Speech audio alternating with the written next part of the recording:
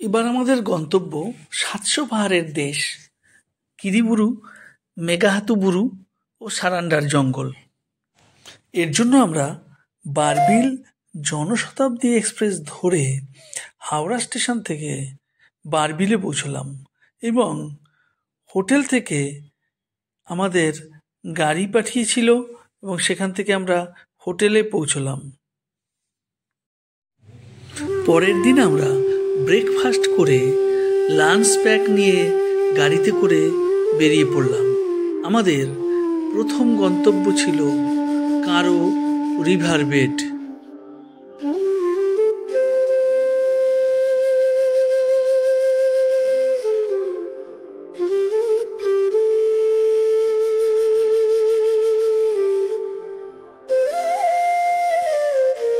আমরা এগিয়ে চললাম দুদিকে সুন্দর দৃশ্য দেখতে দেখতে।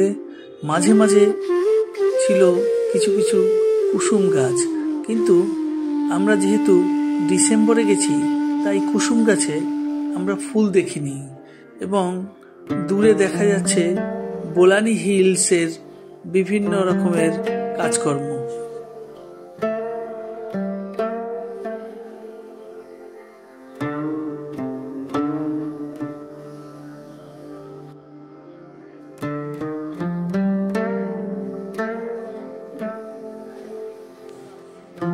কারো নদী, এখানে একটি ছোট ড্যাম আছে আর কারো নদীর শান্ত স্নিগ্ধ পরিবেশ আমাদের মনকে ভরিয়ে দেয়। আর কুলুকুলু শব্দে কারো নদীর জল বয়ে চলেছে।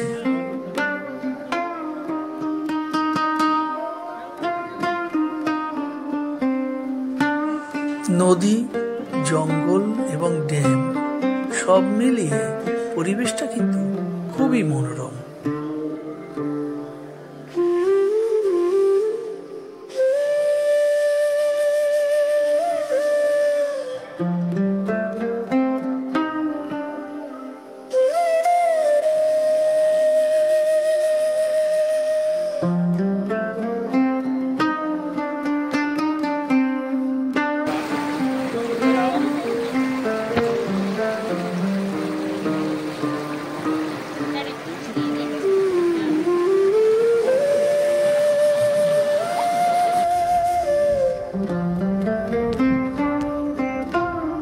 এরপর আমাদের গন্তব্য ঝিঙ্কিরা ওয়াটারফলস। আমরা জঙ্গলের মধ্য দিয়ে এগিয়ে চলেছি ঝিঙ্কিরা ওয়াটারফলসের দিকে।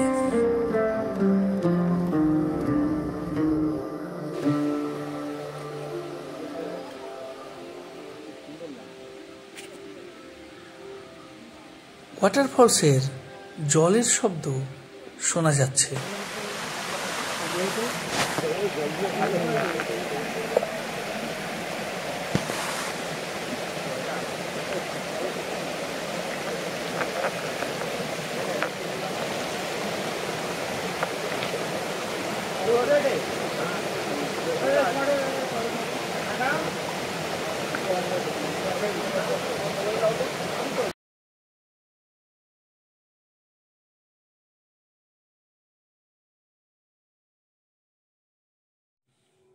ঝিঙ্কিরা ওয়াটারফলসে অনেক উপর থেকে ঝিরি ঝিরি জল নিচের দিকে পড়ছে এবং খুব সুন্দর রেইনবো বা রামধনু সৃষ্টি হয়েছে।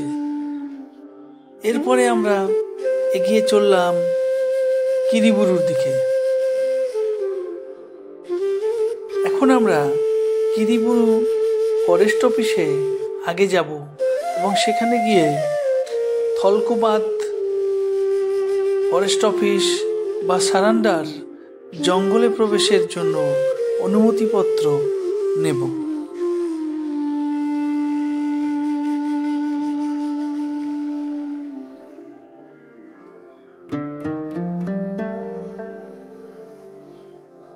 পৌঁছলাম কিরিবুরু ফরেস্ট অফিসে এবং এখান থেকে পারমিশন করে আমরা রওনা হলাম লৌহ খনির মধ্য দিয়ে সারান্ডা জঙ্গলের দিকে। এই লৌহ খনি কিন্তু খুব সুন্দর।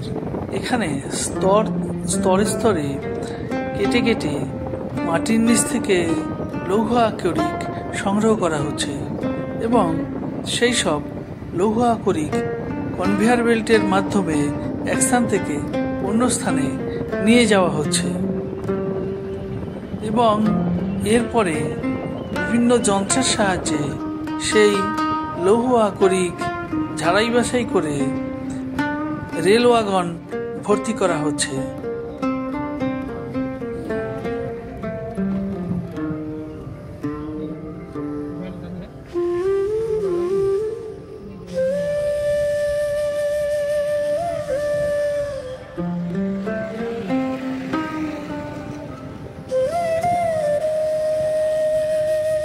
এইখানে দেখা যাচ্ছে কিভাবে লৌহ আকরিক ওয়াগন ভর্তি করা হচ্ছে।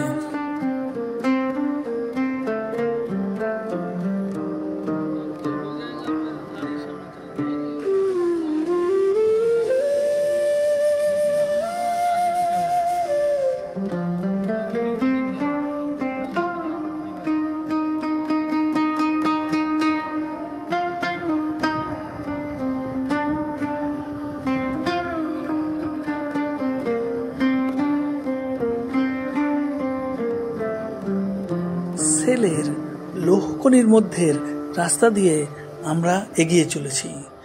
দূরে ছোট ছোট পাহাড় দেখা যাচ্ছে। আমরা এবার পড়লাম সারান্ডার জঙ্গলের মধ্যে। ছোট্ট রাস্তা দিয়ে আমরা এগিয়ে চলেছি থলকোবাদের দিকে।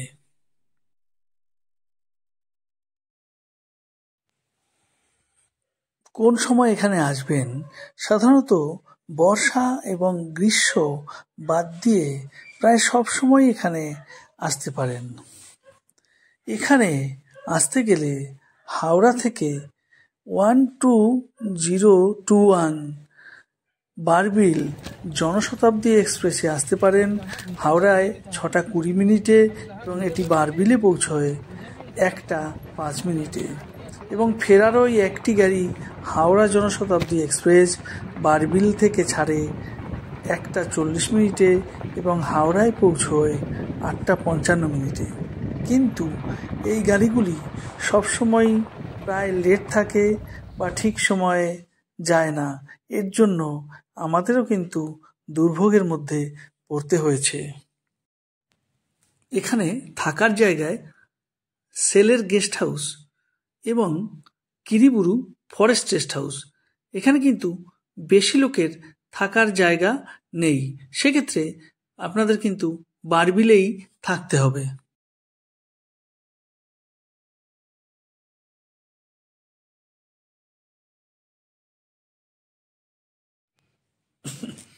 এরপরে আমাদের গন্তব্য লিগিডা ফলস। আমরা জঙ্গলের মধ্য দিয়ে ধীরে ধীরে এগিয়ে চললাম লিগিডা ফলসের দিকে।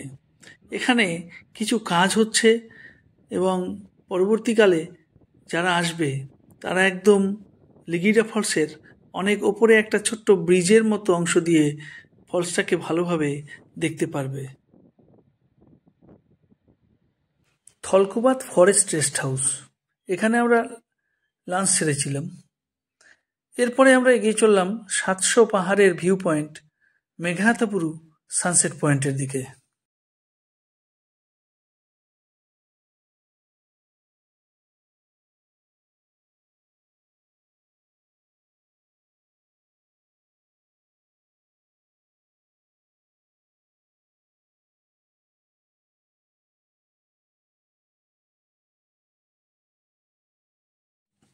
অবশেষে পৌঁছালাম মেঘাহাতুবুরু সানসেট পয়েন্টে। সানসেট আমরা দেখতে পেলাম বটে, কিন্তু কুয়াশা থাকায় 700 পাহাড় ভালোভাবে দেখা গেল না। সকালে হোটেল থেকে ব্রেকফাস্ট সেরে আমরা বেরিয়ে পড়লাম। আমাদের গন্তব্য আজ মুরগা মহাদেব টেম্পল এবং মুরগা মহাদেব ফলস।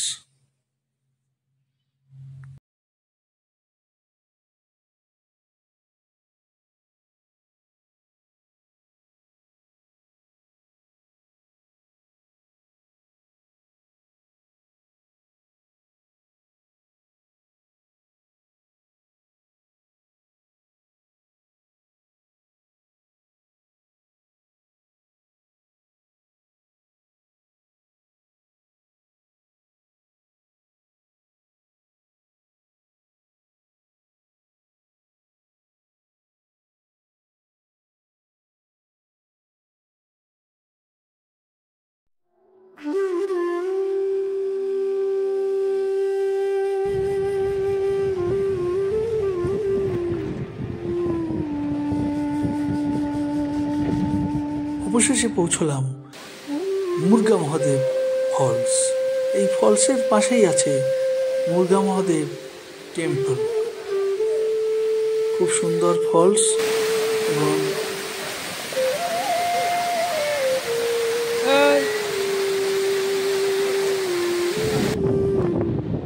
মুরগা মহাদেব টেম্পল এবং ফলস দেখে আমরা এগিয়ে চললাম আমাদের শেষ গন্তব্য বৈতরণী রিভার বেডের দিকে।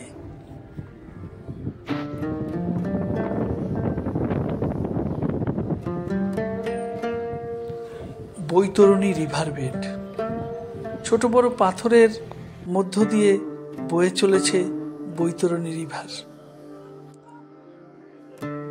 পাশে কাশফুল রয়েছে আর অনেক দূরে জঙ্গল দেখা যাচ্ছে।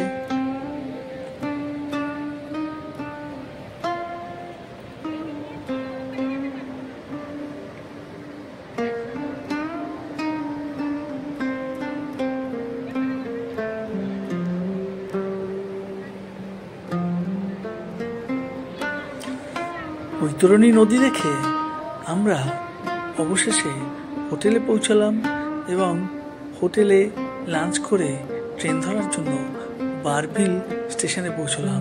আমাদের ট্রেন ছিল দুপুর 1:40।